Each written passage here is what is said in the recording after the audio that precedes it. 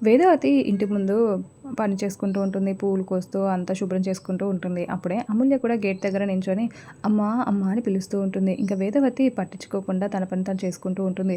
అమ్మ ప్లీజ్ అమ్మా! ఒక్కసారి నన్ను చూడమ్మా! కనీసం తిట్టనన్నా తిట్టమ్మా! ఎందుకమ్మా ఇలా చేస్తున్నావు నన్ను అని అమూల్య బాధపడుతూ పిలుస్తూ ఉంటే వేదవతి ఎంతకీ తిరగకుండా తన పని చేసుకుంటూ పూలు కోసుకుంటూ అలా ఉంటూ ఉంటుంది.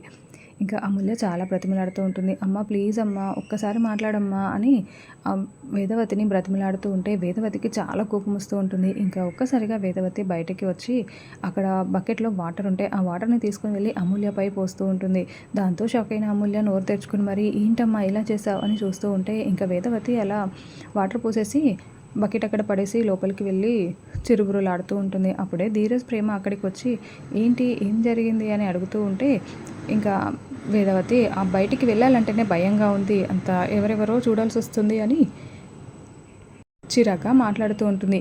ఏం జరిగింది అని ధీరజ్ ప్రేమని అడుగుతూ ఉంటే అమూల్య కనిపించినట్టుంది. అందుకే అత్తయ్య ఇలా ఉన్నారు అని చెప్తూ ఉంటుంది. అవునా అని వేదవతి మూడ్‌ని సెట్ చేయాలి అని జోక్స్ చేస్తూ ఇంగ్లీష్‌లో మాట్లాడుతూ mom you are so beautiful mom అంటూ ఇంకా కొంచెం ఇరిటేట్ చేస్తూ నవ్వించడానికి ట్రై చేస్తూ ఉంటాడు. దాంతో వేదవతికి చాలా కోపమొచ్చి రేయ్! అట్లకాడ పెట్టి కాల్చేస్తాను జాగ్రత్త. ఏం చేస్తానో నాకే తెలీదు. వెళ్ళరా ఇక్కడి నుంచి అని నవ్వుతూ ఉంటుంది. ఇంకా అలా ప్రేమ, ధీరజ్ ఇద్దరు అక్కడి నుంచి బయటికి వెళ్ళిపోతూ ఉంటారు.